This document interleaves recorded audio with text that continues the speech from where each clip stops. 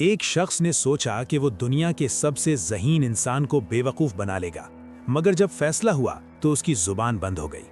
آج آپ کو وہ واقعات سنانے ہیں جو صدیوں بعد بھی لوگوں کی عقل کو حیران کر دیتے ہیں۔ پہلا واقعہ، مدینے کی گلیوں میں ایک دن عجیب اضطراب تھا۔ ایک عورت روتی ہوئی دربار میں آئی اور کہا، میرا شوہر مر گیا ہے اور میرے دیور نے میری پوری جائیداد پر قبضہ کر لیا ہے، کہتا ہے بچہ اس کا نہیں۔ حضرت علی رضی اللہ عنہ نے نہ تو غصہ کیا نہ جلدی کی، انہوں نے صرف ایک سوال کیا، بچہ کتنے مہینے کا ہے؟ عورت نے کہا 6 مہینے۔ دیور نے فوراً چیخ کر کہا، دیکھیے 6 مہینے میں بچہ پیدا نہیں ہو سکتا، یہ ناجائز ہے۔ لوگ خاموش ہو گئے، مگر حضرت علی رضی اللہ عنہ مسکرائے اور فرمایا، قرآن کریم میں ہے کہ حمل اور دودھ چھڑانے کی مدت کم سے کم 6 مہینے ہے، یعنی 6 ماہ میں بچہ پیدا ہو سکتا ہے، بچہ جائز ہے۔ پوری مجلس میں سناٹا چھا گیا، دیور کے پاس کوئی جواب نہ تھا۔ عورت کی جائیداد واپس ملی اور ایک ماں کی آنکھوں میں آنسو تھے، مگر اب شکر کے۔ یہ تھی وہ دانائی جو صرف کتابوں سے نہیں، دل کی گہرائی سے جنم لیتی ہے۔ اگر یہ واقعہ آپ کو سوچنے پر مجبور کر رہا ہے تو ابھی چینل کو سبسکرائب کریں، کیونکہ آگے کا واقعہ اس سے بھی زیادہ حیران کن ہے۔ دوسرا واقعہ، یہ واقعہ اس وقت کا ہے جب ایک باپ کا انتقال ہوا اور اپنے پیچھے 3 بیٹے چھوڑ گیا۔ باپ نے وصیت لکھی تھی، مگر وصیت ایسی تھی جو کسی کی سمجھ میں نہیں آ رہی تھی۔ وصیت میں لکھا تھا، میری گائے بڑے بیٹے کو آدھی ملے، درمیانے کو تہائی اور چھوٹے کو 9واں حصہ۔ گائے ایک تھی، اسے کیسے تقسیم کریں؟ اگر ذبح کریں تو تینوں کو نقصان، اگر کاٹیں تو گائے مر جائے۔ تینوں بھائی حضرت علی رضی اللہ عنہ کے پاس پہنچے۔ آپ نے سنا، پھر فرمایا، میری گائے لاؤ اور اسے ان کی گائے کے ساتھ شامل کر دو۔ اب 2 گائیں تھیں۔ آپ نے فرمایا، اب بڑے بیٹے کو آدھا یعنی 1 گائے، درمیانے کو تہائی یعنی 2 تہائی گائے اور چھوٹے کو 9واں حصہ۔ جب حساب لگایا گیا، آدھا پلس تہائی پلس 9واں برابر 18 میں 9، 6 اور 2 یعنی 17، بچی 1 گائے۔ حضرت علی رضی اللہ عنہ نے اپنی گائے واپس لے لی۔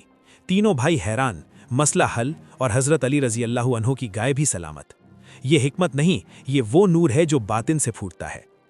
تیسرا واقعہ، ایک بار ایک شخص آیا جو حضرت علی رضی اللہ عنہ کا دشمن تھا۔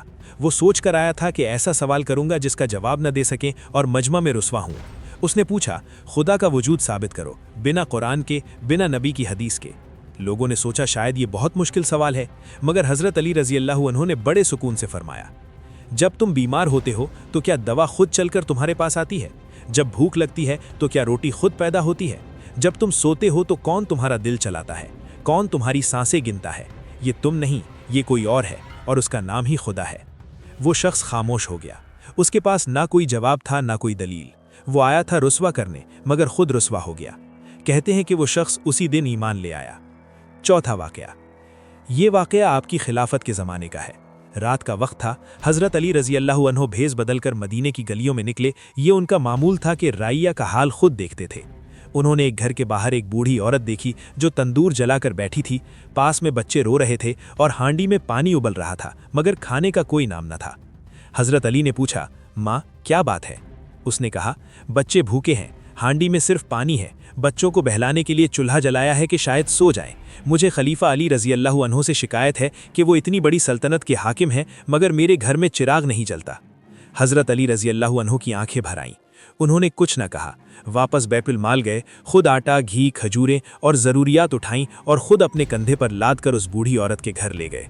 اس رات انہوں نے خود اس گھر میں کھانا پکایا، بچوں کو کھلایا، اور جب عورت نے کہا، اللہ آپ کو جزا دے، تو انہوں نے سوچا، کاش وہ جانتی کہ یہ وہی علی رضی اللہ عنہ ہیں جن سے اس نے شکایت کی تھی۔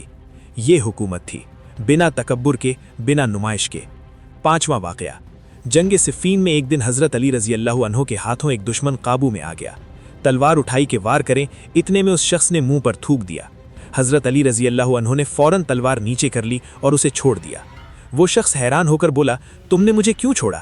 فرمایا، جب تک تم میرے دشمن تھے میں اللہ کے لیے تم سے لڑ رہا تھا، جب تم نے تھوکا تو میرا نفس بھی آ گیا۔ اب اگر میں وار کرتا تو وہ اللہ کے لیے نہیں، اپنی انا کے لیے ہوتا۔ میں اللہ کے لیے لڑتا ہوں، نفس کے لیے نہیں۔ کہتے ہیں کہ وہ شخص اسی لمحے پھوٹ پھوٹ کر رویا اور کہا، یہ انسان نہیں، یہ کوئی اور ہی مخلوق ہے، اور وہ اسی جنگ میں حضرت علی رضی اللہ عنہ کی طرف سے لڑتے ہوئے شہید ہو گیا۔ دوستوں، یہ واقعات کسی کتاب کے بند صفحوں میں نہیں، یہ زندگی کے اسباق ہیں جو آج بھی اتنے ہی تازہ ہیں جتنے صدیوں پہلے۔ حضرت علی رضی اللہ عنہ کی دانائی صرف عقل کی دانائی نہ تھی، یہ روح کی صفائی تھی۔ یہ وہ شخصیت تھی جس نے ثابت کیا کہ انسان کی سب سے بڑی طاقت اس کا کردار ہے، نہ کہ اس کی تلوار۔ اگر ان واقعات نے آپ کے دل کو چھوا تو ابھی لائک کریں، چینل سبسکرائب کریں اور یہ ویڈیو اپنے کسی قریبی کو ضرور بھیجیں، کیونکہ ایسی باتیں شیئر کرنا بھی ایک نیکی ہے۔